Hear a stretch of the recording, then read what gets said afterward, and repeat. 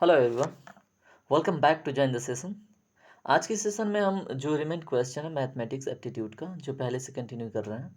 दो सीरीज में हमने बहुत सारे क्वेश्चन कर लिए हैं मैथमेटिक्स के जो प्रीवियस क्वेश्चन पेपर में पूछे जा चुके हैं यूपी कांस्टेबल के।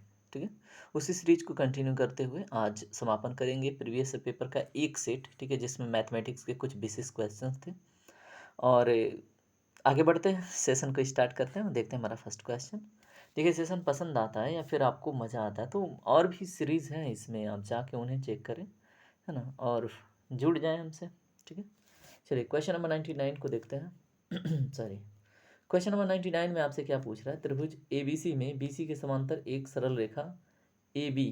ठीक है, इसका कलर थोड़ा सा मैं चेंज करता हूँ। It should be like okay, it's it good. Okay, आज इसी को ट्राई करते हैं। ओके, तो आपके सामने एक त्रिभुज एबीसी में दे रहा है। त्रिभुज एबीसी हम ट्रेस कर ले रहे हैं और थोड़ा समझते चलेंगे। ठीक है, देखिए यहाँ पे क्या कह रहा है, एक त्रिभुज, त्रिभुज सही से तो हो जा, त्रिभुज एबीसी में बीसी के समांतर। ठीक है, जैसे अगर हम त्रिभुज एबीसी बनाएं तो ए बी सी। ठीक है, अब बीसी के समांतर एक सरल रेखा ए बी और ए सी को, ठीक है, ए बी और ए सी को क्रमशः पी और क्यू पर इस प्रकार काटती है कि, जैसे यहाँ पे एक रेखा, ठीक है, इसको हम काटने वाली रेखा को दूसरे कलर में कर देते हैं। ठीक है, देखिए एक रेखा जो ए बी और ए सी को काट रही है। ठीक है, और ये बी सी के क्या है, पैरेलल है, समांतर है। ठीक है, और इसका पी और क्यू बिंदु पे काट रही है। ओके, आते हैं फिर से नेक्स्ट उसी पे। Is it good? हाँ, ओके। सॉरी, अब इसमें क्वेश्चन में देखिए, पी और क्यू पर इस प्रकार काटती हैं कि ए पी और relates P B equal to 3/2, यानी कि ये हो गया 3 और पी बी जो हो गया 2, है ना। और टोटल लेंथ अगर हम देखें तो कितना हो रहा है, 5। ठीक है, ए बी इक्वल टू 5 है, ए पी इक्वल टू 3 है और पी बी इक्वल टू 2 है। यहाँ पे हमें इतना डाटा मिल चुका है। ठीक है, और हमसे क्या पूछा जा रहा है, तो त्रिभुज ए पी क्यू संबंधी त्रिभुज ए बी सी, यानी कि त्रिभुज ए पी क्यू और त्रिभुज ए बी सी के क्षेत्रफल का अनुपात क्या होगा। ठीक है, यहाँ पे त्रिभुज ये आपको दिख रहा है, एक त्रिभुज ये और दूसरा त्रिभुज ये, इन दोनों के क्षेत्रफल का अनुपात पूछ रहा है। ठीक है, तो इसे कैसे सॉल्व करेंगे, आइए देखते हैं। सॉरी, देखिए सबसे पहले यहाँ पे हम लिख लेंगे, क्या दिया हुआ है, ए पी पी बी का रेशियो दिया हुआ है। ठीक है, कितना, 3/2। Just wait, I am getting some thirsty, wait a while. Okay, ठीक है, तो हमने ए पी और पी बी का रेशियो देख रखा। ठीक है, और यहाँ पे देखिए, अगर रिलेशन आपको ऐसे बनते हुए दिख रहा है, ठीक है, बिल्कुल पैरेलल, और फिर सिचुएशन बिल्कुल ऐसी है। ठीक है, तो ऐसे कंडीशन में क्या होगा, A P by P B equal to A Q by Q C. ठीक है, क्या होगा, ए पी बाई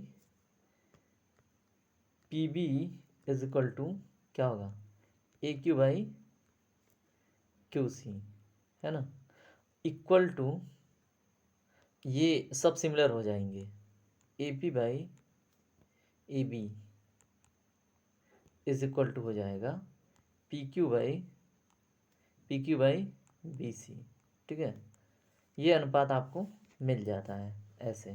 ठीक है, अब जब ये अनुपात आपको मिल जाता है तो इसकी भी वैल्यू हो जाती है 3, है ना, और इसकी वैल्यू हो जाती है 5।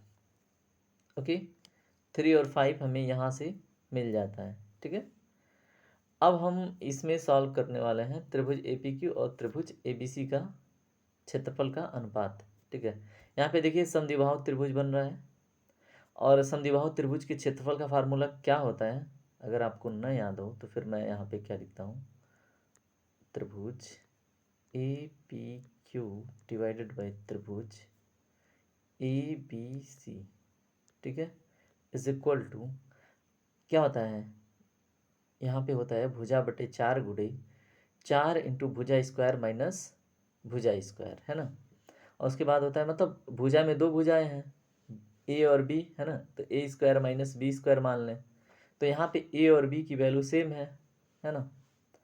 अगर हम देखें यहाँ पे, अगर इन भुजाओं में ये भी 3 है, ये भी 3 है, ये भी 3 है, ये 5 है, ये 5 है, ये 5 है ना। तो ये क्या है, समबाहु त्रिभुज हो गया।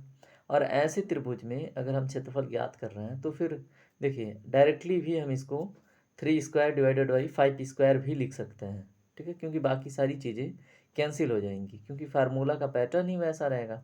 लेकिन अगर समद्विबाहु त्रिभुज है तो इसको एक ढंग से और भी लगा सकते हैं, जैसे इसको हम लिख सकते हैं P Q divided by 4 into root में 4 into A square minus B square, जहाँ ए और बी की वैल्यू 3 है।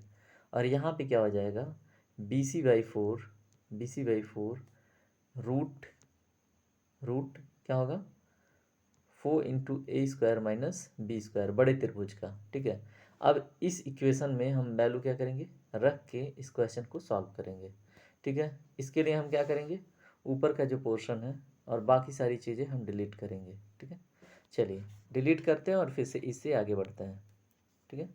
अब यहाँ पे हमने क्या देखा कि त्रिभुज, यहाँ पे हमारे सामने क्या था, एक त्रिभुज छोटा वाला और एक त्रिभुज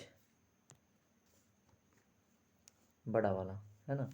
अब दोनों के क्षेत्रफल का अनुपात हमको ज्ञात करना था, ये है 3, ये है 3, ये है 3, और ये है 2, ये है 2, और ये है 5, ये है 5, ठीक है। तो ये हमको पहले से पता है इसमें डाटा। अब हमें क्या करना है, सिर्फ सॉल्व करना है, ठीक है। अब हम क्या करेंगे, PQ/4 है ना, PQ/4 डिवाइडेड बाई BC/4, इसमें हम क्या 4 से 4 कैंसिल, है ना। और यहाँ पे क्या है रूट 4 गुणे ए का मान भी 3 है, 3 का स्क्वायर माइनस 3 का स्क्वायर, ठीक है, डिवाइडेड बाई यहाँ पे क्या है 4 गुणे 5 का स्क्वायर माइनस 5 का स्क्वायर, यही होगा 5 का स्क्वायर, ठीक है। ये 5 है कि कुछ और है, माइनस 5 का स्क्वायर। अब इसको सॉल्व कीजिए, पी क्यू का मान रखिए, पी क्यू का मान भी कितना है, पी क्यू का मान भी 3 है और बी सी का मान 5 है। तो यहाँ पे 3/5 मिला, 3/5 इंटू, अब देखिए यहाँ पे 3 स्क्वायर है तो 3 स्क्वायर कॉमन है, तो 3 बाहर आ जाएगा, बचेगा 4 माइनस 1, है ना, डिवाइडेड बाई यहाँ पे 5 स्क्वायर कॉमन, तो 5 बाहर आ जाएगा, तो अंदर बचेगा 4 माइनस 1। अब देखिए ये दोनों पैटर्न सिमिलर हैं, इससे 4 - 1 हो जाएंगे कैंसिल। अब देखिए 3 गुणे 3 और 5 गुणे 5 कर लीजिए, आपको आंसर मिल जाएगा 9/25, ठीक है। ये हो गया लंबा प्रोसेस। लेकिन जब ऐसा एकदम ये सब हार्मनी में हो और सब ऐसे ही डाटा हो, ठीक है, तो यहाँ पे सिंपली आप क्या कर लें, PQ² डिवाइडेड बाई BC², ठीक है। इसका डायरेक्ट भी क्षेत्रफल आप अगर ऐसे कंपेरिजन है तो इसका क्षेत्रफल और इसके क्षेत्रफल का कंपेरिजन है, तो ये जो भुजा मान लीजिए ये क्या है, ए, होल्ड अ मिनट, ABC ऐसे है, और ये P और ये Q है, ठीक है। तो यहाँ पे डायरेक्ट क्षेत्रफल जैसे इस त्रिभुज का क्षेत्रफल, ठीक है, आप PQ² लिख लें डिवाइडेड बाई BC² कर लें, ठीक है, इससे भी आपको आंसर मिल जाएगा, ठीक है। तो यहाँ पे क्या हो जाएगा 9 हो जाएगा, और यहाँ पे क्या हो जाएगा 25, ठीक है। या तो उस प्रोसेस को फॉलो कीजिए या तो ये, है ना, आंसर 9/25 ही आने, यानी कि सी ऑप्शन इसका सही होगा, ठीक है। चलिए क्वेश्चन नंबर 100 देखिए, क्वेश्चन नंबर 100 क्या कह रहे हैं आपसे, चक्रवृद्धि ब्याज पर रखी गई राशि 2 वर्ष में दुगनी हो जाती है, उसे 4 गुना राशि होने में कितने वर्ष लगेंगे, ठीक है। क्वेश्चन बहुत इंटरेस्टिंग है। देखिए क्या करना है आपको, चक्रवृद्धि ब्याज पर रखी गई राशि 2 वर्ष में, जैसे मान लीजिए चक्रवृद्धि ब्याज पर रखी गई राशि पी कितनी थी 100, ठीक है, और ये इसका मिश्र धन है ए, ठीक है। अब ये 2 वर्ष में, कितने वर्ष में, 2 वर्ष में हो जाती है दोगुनी, यानी कि 200, ठीक है। अब उसी ब्याज दर पे, ठीक है, उसी ब्याज दर पे 4 गुना राशि होने में कितने वर्ष लगेंगे, ये हमको ज्ञात करना है। तो चक्रवृद्धि ब्याज का अगर आपको फार्मूला पता हो, ठीक है, तो क्या होता है मिश्र धन, सबसे पहले हम इसमें मिश्र धन कैलकुलेट करते हैं। तो मिश्र धन मान लिया हमारा ए है, ठीक है, ए इक्वल टू क्या हो जाएगा, मूलधन गुणे 1+r/100 क्या हो जाएगा t। ये होता है हमारा फार्मूला। ठीक है, अब इसमें हम मान रख दें अगर, ठीक है, तो ये हो जाएगा क्या 200 इज इक्वल टू, है ना, p का मान अगर हमने 100 मान रखा है तो 100, है ना, 1+r/100 के पावर क्या हो जाएगा 2, है ना। यहाँ तक तो हमने देख लिया। अब इसको सॉल्व कर लीजिए। यहाँ से हमको 2 मिल गया, यानी कि आपको क्या मिला, मिश्रधन ही टोटल क्या है, दुगना राशि है। अब यहाँ पे हम क्या देख रहे हैं कि हमको मिल रहा है एक समीकरण, क्या मिल रहा है 1+r/100 के पावर 2 इक्वल टू 2, है ना। इसको समीकरण 1 बना लीजिए। अब हम चलेंगे सेकेंड पोर्शन पे। ठीक है, सेकेंड पोर्शन क्या है, अगर 4 गुणा राशि होने में कितने वर्ष लगेंगे। अब हमें यहाँ पे कह रहा है कि यही जो ये 400 होने में कितने समय लगेंगे। ठीक है, तो हम इसको 400 मान लें पहले से ही, है ना, equal to p into 1+r/100 के पावर क्या हो जाएगा ये t, या फिर मान, हाँ t ही मान लेते हैं। ठीक है, अब यहाँ पे हमें p का वैल्यू पता है ना, p का मान है, आप 1 मिनट रुकें आप, ये p का मान हम यहाँ पे 100 अगर रखें, ठीक है, तो 0 से 0 कैंसिल हो जाएगा, यानी कि ये वाला पोर्शन कैंसिल। अब हमें मिला यहाँ पे एक समीकरण 1+r/100 के पावर t इक्वल टू 4, है ना। अब 4 को हम लिख सकते हैं 2 का स्क्वायर। यहाँ पे हमें 2 समीकरण मिल गए, ये समीकरण नंबर 2 हो गया। ठीक है, अब यहाँ पे हमें क्या मिला, इस समीकरण का और इस समीकरण के साथ तुलना कर देंगे। ठीक है, और आपको एक चीज़ पता हो कि हमने पहले ही एक सीरीज में बताया था आप लोगों को, यहाँ पे मैं बता रहा हूँ, फिर से मिटा दूंगा। ठीक है, अगर m⁴ a equal to m⁴b है तो ये क्या हो जाता है a इक्वल टू b, यहाँ पे घात जो है इक्वल हो जाता है, a इक्वल टू b हो जाता है। ठीक है, इस कंडीशन का हमको यूज़ करना है यहाँ पे, और तभी ये क्वेश्चन होने वाला है सॉल्व। ठीक है, अब समीकरण 2 को हम थोड़ा सा और इजी कर लेते हैं। ठीक है, समीकरण 2 को इजी करने का मतलब, चलिए ठीक है, इस समीकरण को और इस समीकरण को लेके सॉल्व करते हैं, बाकी की चीज़ें हटा देते हैं। ठीक है, बाकी की चीज़ें बोर्ड से गायब करते हैं।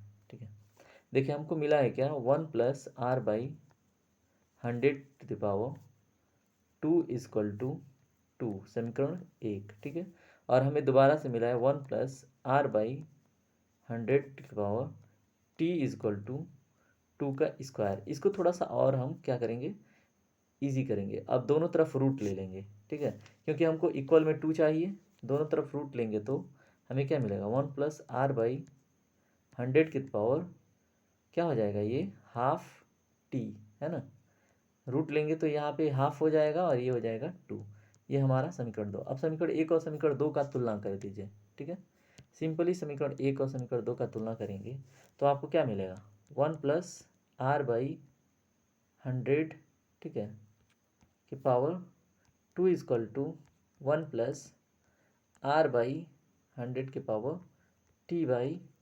ठीक है, अब देखिए ये वाला पोर्शन दोनों सिमिलर है तो ये और ये इक्वल होंगे, है ना, तो क्या हो जाएगा 2 इक्वल टू t/2। अब इसको इधर लाएंगे यानी t इक्वल टू 4, है ना। तो इसमें जहाँ पे ऑप्शन नंबर बी है 4 वही सही जवाब होगा, यानी कि किसी राशि को इस उसी ब्याज दर पे 4 गुणा होने में कितने समय लगेंगे 4 ईयर। ठीक है, ये भी आपको पता चल गया। ठीक है, चलिए अगला क्वेश्चन देखते हैं, क्वेश्चन नंबर 101। देखिए यहाँ पे क्या है, आपको अब ग्राफ मिल गया। ठीक है, जिसको हम बोलते हैं DI। अब ध्यान से पढ़िए इस क्वेश्चन को और फिर सॉल्व करने की कोशिश कीजिए। ठीक है, क्वेश्चन पढ़िए। देखिए यहाँ पे दंड आरेख दिए हुए हैं और फिर क्या है, किसी विद्यालय का रिजल्ट दिया हुआ है और उसी को हमें क्या करना है, सॉल्व करना है। कीजिए, कोशिश कीजिए, कैसे होगा।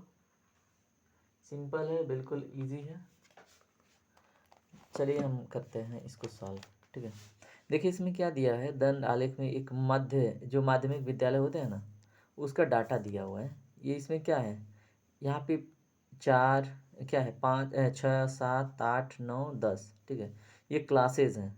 ठीक है, और इसमें जो ब्लैक वाला हिस्सा दिख रहा है ये गर्ल की संख्या है और जो खाली बॉक्स वाला हिस्सा है वो बॉयज़ की संख्या है। ठीक है, और यहाँ पे है उत्तीर्ण छात्रों की संख्या। ठीक है, ये जो दिख रहा है आपको टैलियाँ, है ना, गर्ल्स बॉयज़ का ये तो ये क्या है, उत्तीर्ण छात्रों की संख्या है। अब आपको बताना है इसको हल करके, ठीक है, इसको देख करके नीचे दिए गए क्वेश्चंस का जवाब देना है, ठीक है। अब आपसे क्वेश्चन 101 को देखिए ध्यान से, क्या पूछ रहे हैं, कलर चेंज करते हैं। 101 में देखिए क्या पूछ रहा है, वह कक्षा कौन सी है जिसे उत्तीर्ण करने वाले विद्यार्थी सर्वाधिक हैं, ठीक है। अब आपको उस कक्षा को ढूंढना है जिसमें पास होने वाले विद्यार्थियों की संख्या सर्वाधिक है, ठीक है। अब इसमें कंडीशन नहीं लगाया है कि केवल गर्ल्स या बॉयज़, इसमें दोनों को देखना है, ठीक है। तो जोड़ेंगे आप गर्ल्स और बॉयज़ की संख्या, ठीक है। तो देखिए सबसे बड़ी बड़ी टैलियाँ सबसे ऊपर से देखते आइए, देखिए अगर हम इस पे आएँ तो इसकी संख्या कितनी हो रही है बताइए जोड़ के। देखिए इसमें बॉयज़ की संख्या हो रही है 40, सॉरी बॉयज़ की संख्या 40, हाँ। अगर हम इसको अटेम्प्ट करते हैं तो 40 प्लस क्या हो रहा है, 40 प्लस 100, तो ये हमें मिला केवल 140, ठीक है। ये क्लास हो गई 7 की बात, ठीक है। इसमें इजीली और जल्दी करने के लिए सबसे पहले हम जो बड़ा ग्राफ होता है, जैसे जो हाई पिक तक गया हो और उसके छोटे वाला भी हाई पिक तक गया हो, उसको देखते हैं। तो ठीक है, तो ये हो गया 7वीं क्लास के बच्चों का पास होने की संख्या 140 है।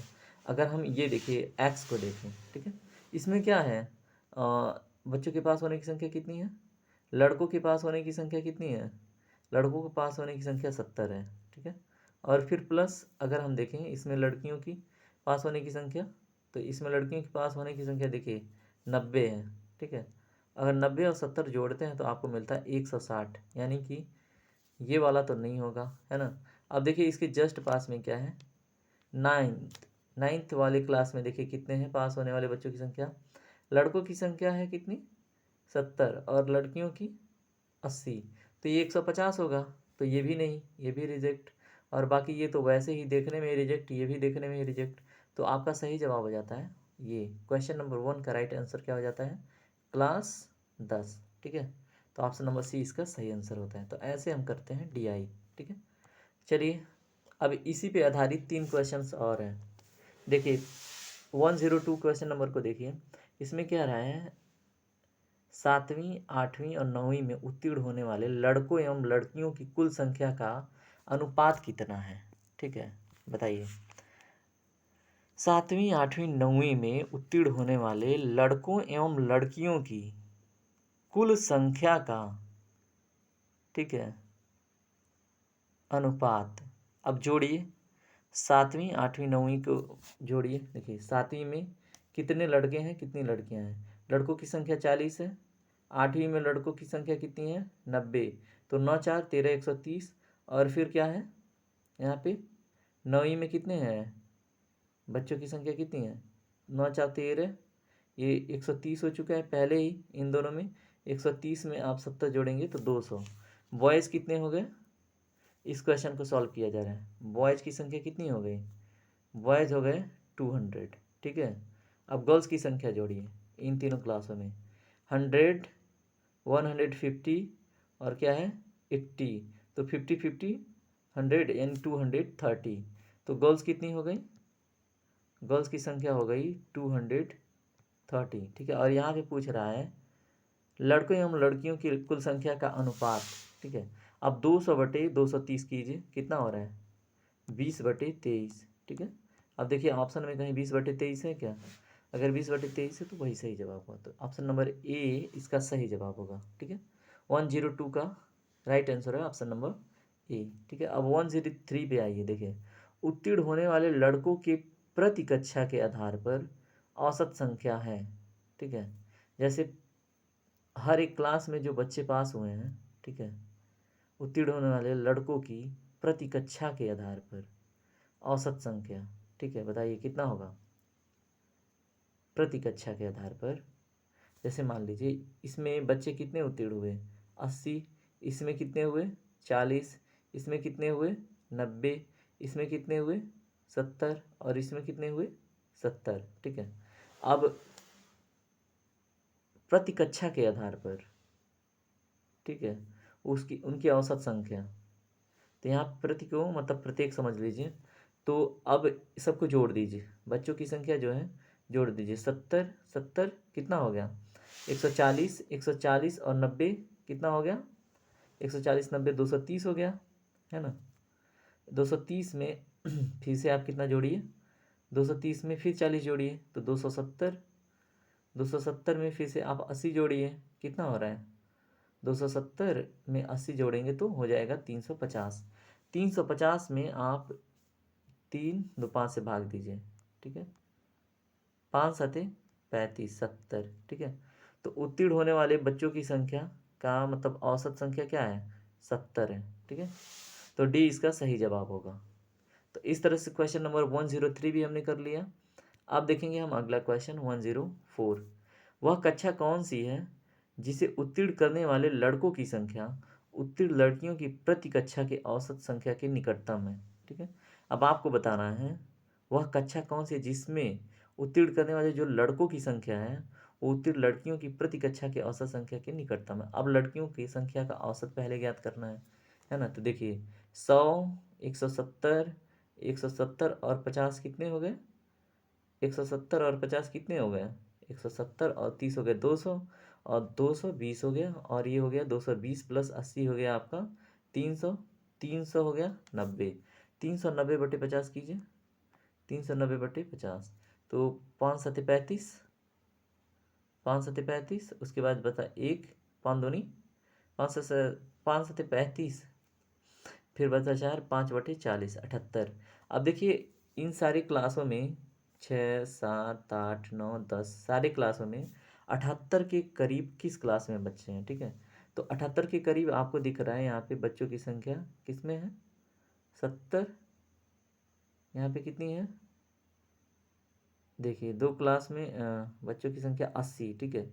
यहाँ पे देखिए क्लास 6 में उत्तीर्ण बच्चों की संख्या कितनी है? 80। और इनका जो लड़कियों का उत्तीर्ण होने वाली औसत संख्या है वो है 78। तो 78 और 80 ज़्यादा करीब है बाकी अन्य के, है ना। तो 78 किस में है? 6वीं क्लास में। तो ऑप्शन नंबर सी इसका सही जवाब हो जाएगा, है ना। तो डीआई ऐसे इजीली कर लेते हैं, थोड़ा सा दिमाग लगाना पड़ता है ना। चलिए 105 क्वेश्चन को देखिए। ये थोड़ा सा इंटरेस्टिंग क्वेश्चन है और थोड़ा सा टफ है, ठीक है। थोड़ा सा अगर आपको रेखा गणित का नॉलेज होगा तो क्वेश्चन इजीली बन जाएगा, ठीक है। चलिए पढ़िए। 24 सेंटीमीटर लंबी एक जीवा वृत्त के मध्य बिंदु से 5 सेंटीमीटर। सबसे पहले एक वृत्त बनाते हैं। अगर वृत्त समझ में आ गया तो क्वेश्चन सॉल्व हो जाएगा, ठीक है। ये वृत्त है, ठीक है। अब इससे 5 सेंटीमीटर की दूरी पे क्या ही ट्रेस हो रहा है, इससे ये सेंटर हो गया, है ना। 5 सेंटीमीटर की दूरी मान लेते हैं ये हो गया, ठीक है। 5 सेंटीमीटर की दूरी पे एक जीवा है जिसकी लंबाई कितनी है? 24 सेंटीमीटर, और ये है 5 सेंटीमीटर। अब उसके मध्य बिंदु से दूरी है उसी वृत्त की जो जीवा मध्य बिंदु से 12 सेंटीमीटर, यानी कि ये है 12 सेंटीमीटर की दूरी पर उसकी लंबाई, यानी कि यहाँ पे एक जीवा है उसकी लंबाई ज्ञात करनी है, ठीक है। क्वेश्चन थोड़ा सा ट्रिकी है। देखिए अब डाटा हम रख देते हैं। यहाँ पे ये जीवा की लंबाई कितनी है? इस जीवा की लंबाई 24 centi what is happening here 24 centimetre, है ना। और इसकी लंबाई कितनी है? 5 सेंटीमीटर। जो डिस्टेंस है ये है 5, और ये डिस्टेंस कितनी है? ये डिस्टेंस 12 है ना। 12 सेंटीमीटर, है ना। इतनी डाटा हमको मिली हुई है। अब देखिए अगर ये मध्य बिंदु पे स्ट्राइक करता है तो ये दो भागों में बटेगी, ठीक है। और यहाँ से यहाँ तक का डिस्टेंस जो है वो कितना हो जाएगा? 12 सेंटीमीटर, है ना। और ये 5 सेंटीमीटर। तो यहाँ पे देखिए एक राइट एंगल बन रहा है ना। राइट एंगल बन रहा है तो हम यहाँ पे लगा सकते हैं पाइथागोरस प्रमेय, यानी कि इस भुजा का लेंथ ज्ञात करने के लिए, ठीक है। ये जो आपको दिख रहा है इसका लेंथ क्या होगा उसको ज्ञात करने के लिए हम लगा सकते हैं पाइथागोरस प्रमेय, ठीक है। Question mark is equal to हो जाएगा रूट इन दोनों का स्क्वायर का प्लस कर देंगे। 12 का स्क्वायर प्लस 5 का स्क्वायर, यानी कि 12 का स्क्वायर प्लस 5 का स्क्वायर। इन दोनों भुजाओं के स्क्वायर रूट को ऐड करेंगे तो निकल आएगा वैल्यू। तो 144 और 25 मिलता है तो 169 हो जाता है, और 169 का हम क्या कर लेते हैं?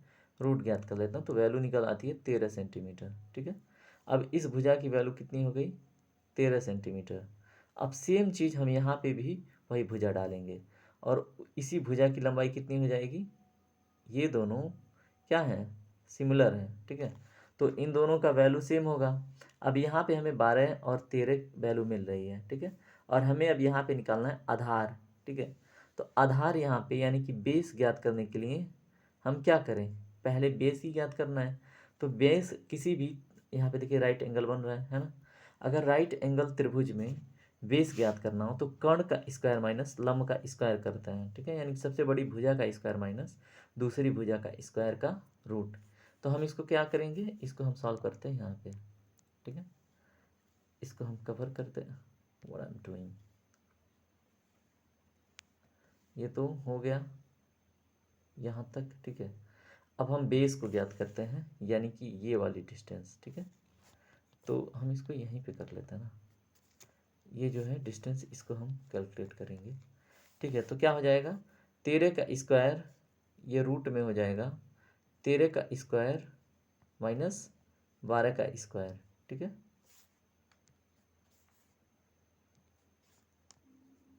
ये वैल्यू हो जाएगी इसका, ठीक है। ये जो इतना डिस्टेंस है इसका, ठीक है। तो इसको सॉल्व कीजिए तो 169 माइनस 144 करेंगे तो 25 आएगा, ठीक है। और 25 का रूट अगर आप निकालेंगे, ठीक है, तो वो निकल के आएगा 5 सेंटीमीटर, ठीक है। अब देखिए इस भुजा की भी लंबाई पता चल गई, ये जो जीवा खंड है इसकी लंबाई कितनी हो गई, 5 सेंटीमीटर। तो कंप्लीट जीवा की लंबाई कितनी होगी, 2 × 5, है ना, 2 × 5, तो ये हो जाएगा टोटल 10 सेंटीमीटर, ठीक है, 10 सेंटीमीटर। तो इस जीवा की लंबाई क्या हो गई, 10 सेंटीमीटर। देखिए कहीं पे आंसर है, ऑप्शन नंबर बी इसका सही जवाब होगा, ठीक है। बेस की लंबाई कितनी हो गई, 10 सेंटीमीटर, ठीक है। और इसको कैसे सॉल्व किया हमने, यहाँ से ये जो त्रिभुज का हिस्सा है इसको निकाल लिए, ठीक है। इस त्रिभुज के हिस्से को हमने निकाल लिया, ये हो गया 12 और ये हमें 13, क्यों, क्योंकि ये अगर 13 है तो ये भी क्या होगा, 13 होगा। तो 13 हो गया और इसको निकाल दिया हमने, 13 स्क्वायर माइनस 12 का स्क्वायर का रूट, ठीक है। इस तरह से क्वेश्चन नंबर 105 भी हो जाता है कंप्लीट, ठीक है। ओके जस्ट वेट, चलिए क्वेश्चन नंबर 106 को ध्यान से पढ़िए, क्या कह रहा है। त्रिज्या के बराबर ऊंचाई वाले सिलेंडर की वक्रीय पृष्ठ क्षेत्रफल गोले के वक्री क्षेत्रफल के बराबर है। सिलेंडर के आयतन और गोले के आयतन का अनुपात क्या होगा, थोड़ा सा टफ है, थोड़ा सोचिएगा कैसे होगा। जैसे त्रिज्या के बराबर ऊंचाई वाले सिलेंडर का वक्रित पृष्ठ क्षेत्रफल, जैसे ये है आपका सिलेंडर, ठीक है। अरे ये कैसा सिलेंडर है, ये है आपका सिलेंडर, ठीक है। ठीक से बनो यार, चिप डुबा देगा, ठीक है। ये है सिलेंडर, इसकी त्रिज्या के बराबर ऊंचाई वाले सिलेंडर का वक्रित पृष्ठीय क्षेत्रफल, जैसे इसकी ऊंचाई अगर हम यहाँ से देखें, ये R1 और ये इसकी हो गई हाइट, ठीक है। तो अब हम यहाँ पे R1 = H1 यहाँ पहले दिया हुआ है, त्रिज्या के बराबर ऊंचाई वाले सिलेंडर का वक्रीय पृष्ठीय क्षेत्रफल, ठीक है, वक्रीय पृष्ठीय क्षेत्रफल R1 = H1 हो गया। तो किसी भी बेलन का अगर वक्रीय पृष्ठीय क्षेत्रफल ज्ञात करना हो तो फार्मूला क्या होता है, 2πr1 × H1, ठीक है। तो इसका हम क्या क्षेत्रफल लिखें तो क्या होगा, 2πr1 × H1, क्यों, ये कैपिटल R है, ठीक है। 2πr1 × H1 हो गया इसके वक्री पृष्ठ का क्षेत्रफल, ठीक है। और यहाँ पे R1 क्या है, H1 है, तो ये हो जाएगा 2πr1 स्क्वायर, ठीक है। अब हमें वक्री पृष्ठ का क्षेत्रफल पता चल गया सिलेंडर का।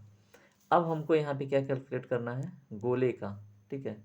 यहाँ पे है हमारा किससे तुलना हो रहा है, एक वक्रित पृष्ठ, गोले के वक्रित पृष्ठ के क्षेत्रफल से, है ना। ये हो गया गोला, और गोला का अगर हम देखें वक्रित पृष्ठ क्षेत्रफल अगर ज्ञात करें तो ये क्या होता है बताइए, ये होता है 4πr1 स्क्वायर या फिर 4πr², ठीक है।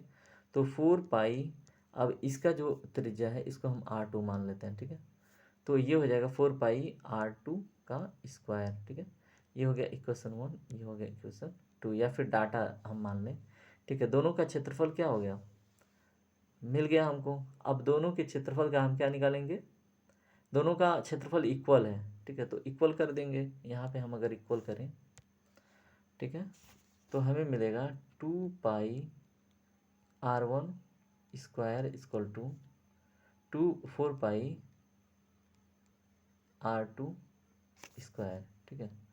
2 से 2 कैंसिल, 4 से 4 कैंसिल, तो आपको यहाँ पे क्या मिल रहा है, R1, होल्ड अ मिनट, यहाँ पे मिल रहा है R1 divided by R2 equal to, ठीक है, या फिर हम बोल दें R1 square by R2 square equal to, क्या मिल रहा है यहाँ पे 2 मिल रहा है, तो ये हो जाएगा 1/2 का रूट, ठीक है। R1 बाई R2 की वैल्यू हमें मिल गई क्या, ये इंपॉर्टेंट है, याद रखिएगा, काम आएगा ये डाटा, ठीक है। R1 बाई R2 की वैल्यू हमें पता चल गई, ठीक है। अब हमें क्या अनुपात ज्ञात करना है कि जो इनका आयतन है ना, सिलेंडर के आयतन और गोले के आयतन का अनुपात कैसे ज्ञात करेंगे, देखिए यहाँ पे अब हम दोनों के आयतन का फार्मूला लिखेंगे, ठीक है। और यहाँ पे क्या है, R1/R2 2/1, सॉरी यहाँ पे मिस्टेक हुआ है एक, यहाँ पे अगर हम इसको इधर लाते हैं तो इसको उधर ले जाते हैं, ठीक है। तो R1/R2 का स्क्वायर इक्वल टू हो जाएगा √2/1 होगा, ठीक है। ये थोड़ा सा मिस्टेक हुआ था। अब देखिए हम क्या करेंगे, दोनों का आयतन यानी कि V1 सबसे पहले हम पूरा डिलीट कर लेते हैं, ठीक है। ये जितना भी डाटा है इसको हम डिलीट करके एक नए सिरे से स्टार्ट करते हैं। यहाँ तक समझ में आ गया, ठीक है। दोनों के क्षेत्रफल का तुलना कर देंगे, यहाँ से R1 और R2 का रेशियो में वैल्यू पता चल जाएगा। और उसके बाद हम क्या करेंगे, जब R1/R2 इक्वल टू √2/1 है ना। अब हम दोनों के आयतन का अनुपात ज्ञात करेंगे, तो ये क्या हो जाएगा, एक सिलेंडर का वक्राकार आयतन क्या होगा, πr1³ होता है, πr1 स्क्वायर इंटू h1, तो ये क्या होगा, πr1 square into h1 divided by क्या होगा, 4/3 πr2 स्क्वायर, ठीक है। तो गोले के आयतन का अनुपात क्या होता है, 4/3 होता है आयतन, अनुपात नहीं, 4/3 πr2³, ठीक है। अब यहाँ पे देखिए पाई से पाई कैंसिल, है ना, यहाँ पे 3 चला जाएगा ऊपर, उसके बाद R1³ मिल जाएगा ऊपर, क्योंकि R1 इक्वल टू हम देख चुके हैं, R1 इक्वल टू H1, है ना। अब इस चीज़ को हटा ही देते हैं, ये तो समझाने के लिए लिखा। अब देखिए यहाँ पे तुलना में क्या मिल रहा है, V1/V2 यहाँ पे क्या मिल रहा है, R1 का क्यूब, क्योंकि R1 इक्वल टू H1 है, तो R1 इंटू H1 होगा, तो R1 का क्यूब डिवाइडेड बाई R2 का क्यूब, ठीक है, इंटू क्या मिल रहा है, 3/4, ठीक है। अब यहाँ पे दोनों का अनुपात ही ज्ञात करना है, तो R1/R2 का वैल्यू रख लेंगे, तो √2/1 का होल क्यूब इंटू 3/4, ठीक है। अब ये 3√2 का अगर हम क्या करें, क्यूब करें, तो हमको मिलता है 2√2, ठीक है, इंटू 3 डिवाइडेड बाई 4। अब 4 से इसको कैंसिल करेंगे तो क्या मिलेगा, 3√2 डिवाइडेड बाई 2, क्या मिलेगा, यहाँ पे लिखते हैं 3√2 डिवाइडेड बाई 2 मिल रहा है ना। अब 2 को भी, इस 2 को नीचे लाएं तो क्या होगा, माइनस में जाएगा, तो क्या हो जाएगा 3/√2 हो जाएगा, क्योंकि 1/2 माइनस में आएगा, और पहले से इस पर 1 है, 2 1 में 2 माइनस 1, यानी कि √2 हो जाएगा, ठीक है, 3/√2। तो देखिए इसमें कहीं पे है, हाँ यहाँ पे ऑप्शन नंबर सी इसका सही जवाब होगा, ठीक है। तो 3/√2 इसका सही जवाब होगा, और इसको ऐसे ही सॉल्व करना था, ठीक है। चलिए क्वेश्चन नंबर 107 पढ़िए। खड़ी पहाड़ी के शीर्ष और तल से 10 मीटर ऊंचे खंभे के शीर्ष का अवनति और उन्नयन कोण क्रमशः 60 डिग्री और 30 डिग्री दिखाई देता है, ठीक है। खड़ी पहाड़ी के शीर्ष और तल से, ठीक है। हम पहले यहाँ पे बनाएंगे क्या, एक खड़ी पहाड़ी, यहाँ पे हमने बनाया एक खड़ी पहाड़ी, ठीक है। खड़ी पहाड़ी के शीर्ष और तल से 10 मीटर ऊंचे खंभे के शीर्ष का, ठीक है, यहाँ से पहाड़ी से एक ऊंचा खंभा है जिसकी हाइट कितनी है, 10 मीटर है, ठीक है। यहाँ से जो अवनति कोण बन रहा है ये वाला, ये है 60 डिग्री, ठीक है। और उसके बाद अवनति और उन्नति कोण ये जो बन रहा है, ठीक है, ये कितने का बन रहा है बताइए? ये एंगल बन रहा है 30 का। ये जो उन्नति कोण है ये बन रहा है 30 डिग्री का। त्रिभुज थोड़ा सा बनाने में इधर उधर हुआ है, तो ये है 10 मीटर। ठीक है, दिया हुआ है 10 मीटर ऊंचे खंभे के। ठीक है, इसको हम लिख लें 10 मीटर। ओके, अब हमें ज्ञात क्या करना है बताइए? पहाड़ी की ऊंचाई ज्ञात करनी है। ठीक है, यानी कि ये हाइट हमको ज्ञात करनी है। अब हम क्या करेंगे इसके लिए बताइए? यहाँ पे हम ज्ञात करेंगे ईडी की वैल्यू। ठीक है, ईडी हमारा क्या होगा बताइए बताइए? ये जो डिस्टेंस है, ठीक है, ये पहाड़ी है, त्रिभुज नहीं है, ये क्या है? पहाड़ी है। और ये जो डिस्टेंस है यहाँ से यहाँ तक का, वो क्या है? ई। अगर हम इसको ई मान लें, जस्ट वेट, थोड़ा सा ज़्यादा कचड़ा हो गया है, इसको फिर से क्लियरली लिखते हैं। ठीक है, नहीं तो फिर मज़ा नहीं आएगा। सॉरी। क्वेश्चन तो आप लोगों ने समझ लिया। मान लीजिए ये पहाड़ी है, कलर चेंज करते हैं।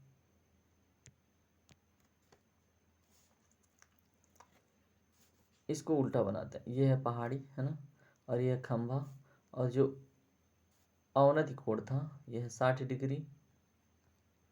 जो उन्नति कोण है यहाँ पे वो है कितनी बताइए? वो है 30 डिग्री। 30 डिग्री। ठीक है, और इसकी लेंथ कितनी है? 10 मीटर। और इसकी हाइट हमको ज्ञात करनी है ना।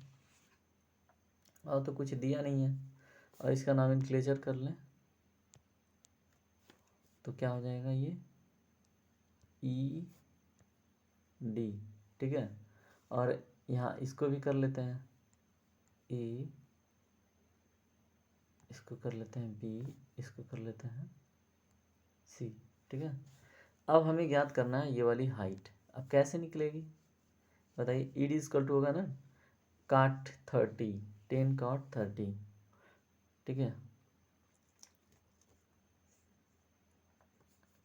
यहाँ पे अगर हम cot 30 की वैल्यू निकालें तो क्या होगा?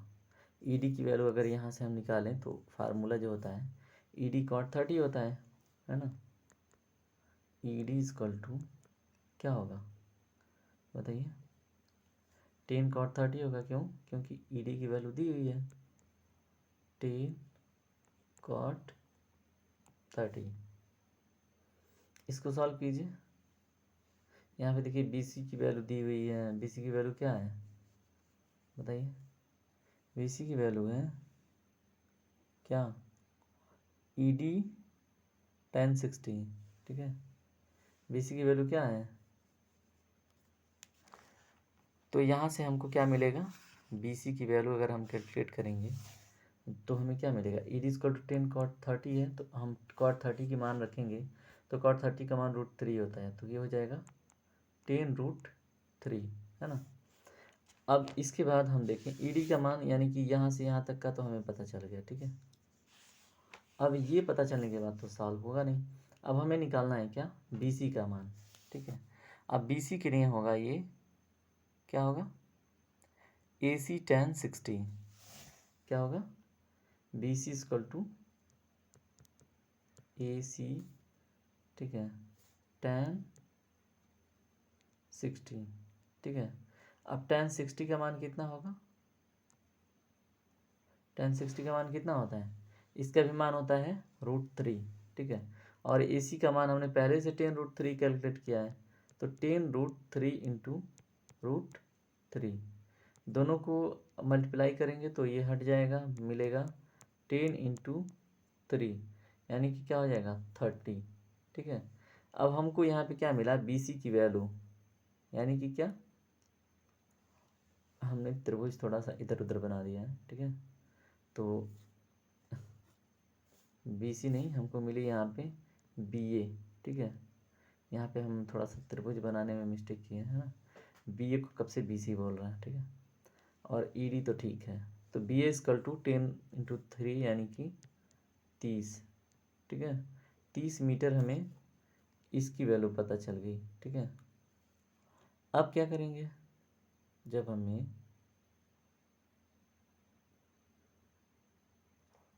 डिस्टेंस का मान पता चल गया 30 मीटर, ठीक है।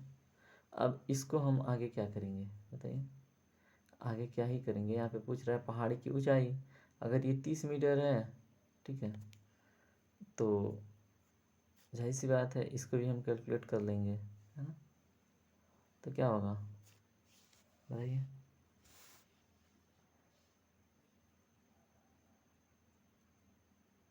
क्या होगा। पहाड़ी की ऊंचाई 30 मीटर तो हमने ये ज्ञात कर लिया, ठीक है, 30 तो पता चल गया। और इसके आगे का कैसे सॉल्व होगा बताइए। 30 मीटर तो हमें पता चल गया, ठीक है, क्योंकि अब ये 10 मीटर ऑलरेडी दिया हुआ है, तो फिर हमें पता क्या करना है ना। 30 में 10 जोड़ देंगे, यानी कि क्या हो जाएगा, टोटल पहाड़ी की जो हाइट है, ये पहाड़ी की टोटल हाइट जो है वो होगी क्या, बी ए प्लस ए ई, ठीक है। क्या हो जाएगा 30 प्लस 10, ठीक है, कितना हो गया 40, 40 मीटर। 40 मीटर इसका सही जवाब होगा, देखिए ऑप्शन नंबर डी इसका सही जवाब होगा, ठीक है। तो पहाड़ी की जो ऊंचाई है, ठीक है, उसकी हाइट है 40 मीटर। चलिए अगला क्वेश्चन देखते हैं, क्वेश्चन नंबर 108। आपसे कह रहा है त्रिभुज की भुजाएं 7 सेंटीमीटर, 8 सेंटीमीटर, 9 सेंटीमीटर हैं, तो त्रिभुज का क्षेत्रफल कितना होगा, ठीक है। देखिए ए का मान दे दिया है कितना, 7 सेंटीमीटर, बी का मान भी दे दिया है कितना, 8 सेंटीमीटर, सी का मान कितना दे दिया है, 9 सेंटीमीटर। फार्मूला होता है हीरोज फार्मूला, ठीक है। इसमें हम परिमाप ज्ञात कर लेते हैं, इसका होता है ए प्लस बी प्लस सी, तीनों को ऐड कीजिए, 8 7 15, 15 5 20 4 24, ठीक है। क्या हो गया, एस का मान मिल गया हमको 24। अब इसके आगे क्या होगा, अगर ये एस का हम क्या करते हैं, अर्ध परिमाप ज्ञात करते हैं, ठीक है। अर्ध परिमाप जब हम ज्ञात करते हैं तो हमें क्या मिलता है, S/2, ठीक है, S/2, तो 24/2 इक्वल टू 12, है ना। अब हम यहाँ से आगे बढ़ेंगे, अर्ध परिमाप यस होता है, ठीक है, S = A + B + C/2 कर लेते हैं, ठीक है। चलिए यहाँ तक समझ में आया। अब इसके आगे की कहानी क्या होगी, इसकी आगे की कहानी सिंपल होगी। रूट में जो हीरोन फार्मूला है ना, हीरोज फार्मूला, तो यहाँ पे क्षेत्रफल ज्ञात करना है ना। तो क्षेत्रफल इसका ज्ञात करने के लिए A = S into S minus A, S minus B, S minus C. अब जहाँ जहाँ पे S है वहाँ पे वैल्यू रख देनी है 12, जहाँ पे A है वहाँ 7, जहाँ पे B है 8, जहाँ पे C है वहाँ 9। तो आपको क्या वैल्यू मिलता है यहाँ पे आगे, इतना रखने के बाद आपको क्या मिलता है, यहाँ पे इस करते हैं इसको, ठीक है। यहाँ पे क्या मिलता है, √12 माइनस क्या होगा, ए का मान 7, फिर इंटू 12 माइनस बी का मान कितना है 8, फिर क्या इंटू 12 माइनस क्या होगा 9। अब सबको मल्टीप्लाई कीजिए और सॉल्व कीजिए, ठीक है। तो 12 - 7 हो गया 5, 12 - 8 हो गया क्या 4, और 12 - 9 हो गया 3, यानी कि आपको क्या मिला, यहाँ पे आपको क्या मिला। चलिए इसको मिटाते हैं और लिखते हैं, यहाँ पे √12 × 5 × 7 क्या है, 12 - 7 = 5, 12 - 8 = 4, और 12 - 9 = 3। इसको मल्टीप्लाई कीजिए, रूट निकालिए, कितना आ रहा है, कितना आ रहा है। अगर हम यहाँ पे 4×3 = 12 लिख लें, ठीक है, 12 का स्क्वायर कर लें इंटू 5 कर लें, ठीक है, तो 12 बाहर आ जाएगा और ये अंदर 5, ठीक है, ये हो गया आंसर, ठीक है। ऑप्शन नंबर डी इसका होगा राइट आंसर, ठीक है। इस तरह से 108 क्वेश्चन हमने देख लिए। अब 109 नंबर के क्वेश्चन को देखिए। आई थिंक ये इस सेशन का लास्ट क्लास होगा, नहीं इसके बाद भी एक क्वेश्चन है, ठीक है। तो sin² 2 degree plus sin² 4 degree plus sin² 6 degree plus plus plus dot dot dot sin² 90 degree, ऐसे क्वेश्चन को सॉल्व करने के लिए हम क्या करते हैं, सबसे पहले हम क्या करते हैं बताइए। पहले इस सीरीज को देखते हैं, सीरीज किस में बनी है, 2 4 6, है ना, ऐसे dot dot dot dot dot 88 तक गई है, ठीक है। उसके बाद 90 डिग्री तो है, तो 1 हो जाती है उसकी वैल्यू। अब यहाँ पे हमें क्या ज्ञात करना है, कितने जोड़े बने रहे हैं इसमें वो देखने हैं, ठीक है। तो 88 तक आप देखेंगे तो 22 जोड़े बनेंगे, कितने, 22 जोड़े, ठीक है। ये जितने नंबर्स हैं उसमें 22 जोड़े बनेंगे, ठीक है। अब क्या करना है, इसमें एक ऐड करेंगे एक्स्ट्रा, प्लस जो साइन स्क्वायर 90 डिग्री है उसको ऐड करेंगे, ठीक है। अब 22 प्लस क्या हो गया, 1, यानी कि 23, ठीक है। अब हमें पता चल गया क्या कि जोड़ों की संख्या कितनी है, 23, ठीक है। टोटल हमने ज्ञात कर लिया, हमें ज्ञात करना है मान, ठीक है।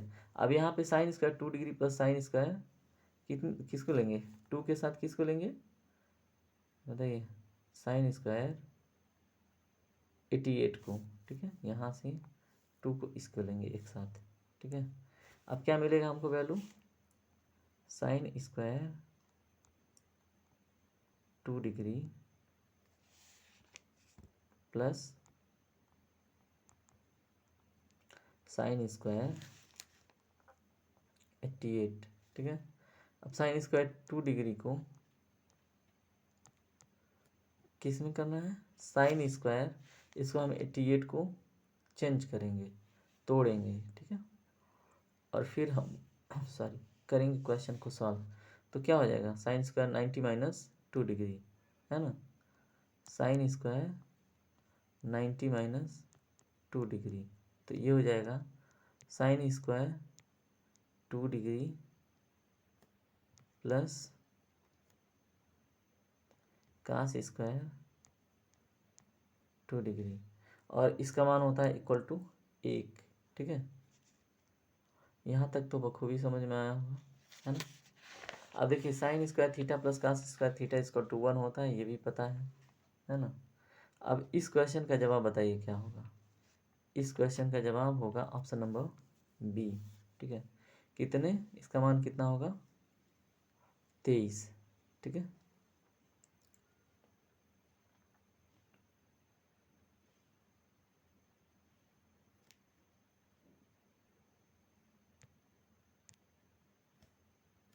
क्वेश्चन नंबर 110 देखिए ध्यान से, आपसे कह रहा है √6 plus √10 minus √21 minus √35 into √6 minus √10 plus dot dot dot जो कुछ भी है इसका मान क्या होगा, ठीक है।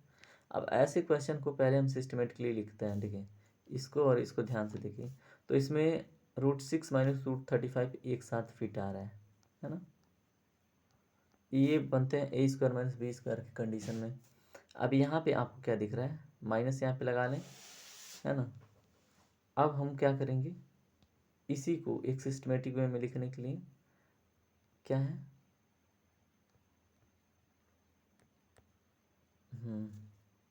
√10 माइनस 21 √21, ठीक है। अब हम क्या करेंगे, अगले वाले को भी ऐसे ही तोड़ेंगे, √6 माइनस रूट क्या है 35, उसके बाद क्या है, √6 माइनस √35 तो हो गया। अब बचा क्या, ए प्लस बी, और ए माइनस बी तो हमें दिख रहा है, ठीक है। तो ए तो हो गया, ए प्लस बी हो गया माइनस, और क्या हो जाएगा 10 माइनस क्या होगा, जो बची हुई वैल्यू है तो 21 होगी, ठीक है। तो इस तरह से हमको इतनी सारी वैल्यू पता चल गई, ठीक है। अब हम क्या बनाएंगे, ए और बी का वो कंडीशन बनाएंगे, ठीक है। कलर चेंज करते हैं, यहाँ पे देखिए ये वाला पोर्शन √6 माइनस √35, √6 माइनस √35 के समान है, और ये जो √10 माइनस √21 है ये यहाँ पे √10 माइनस √21 बी के समान है, ठीक है। अब हम क्या करेंगे, ए प्लस बी और ए माइनस बी का जो कंडीशन है उसको हम ब्रेक करेंगे, क्या होगा बताइए, ए स्क्वायर माइनस बी स्क्वायर होगा, और यहाँ पे ए कौन सा है, ए है ना। और क्या है, ये 10√-21 क्या है बताइए, ये है बी। ठीक है, अब इसको करेंगे सॉल्व। सॉल्व करने के लिए हमको क्या करना होगा, √6 माइनस √35 का होल स्क्वायर करना होगा, यानी ये स्क्वायर। तो हम इसको करते हैं √6 माइनस √35 का होल स्क्वायर। ठीक है, और उसके बाद क्या है, उसके बाद क्या है, प्लस में है ना, सॉरी माइनस में है। माइनस करेंगे ए स्क्वायर माइनस बी स्क्वायर करेंगे तभी आता है कंडीशन। ठीक है,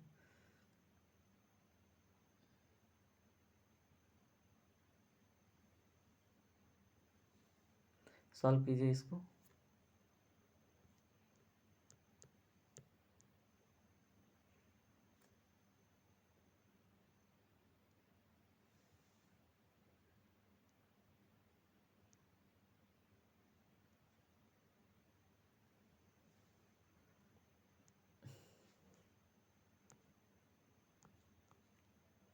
अब इसको सॉल्व कीजिए। ठीक है,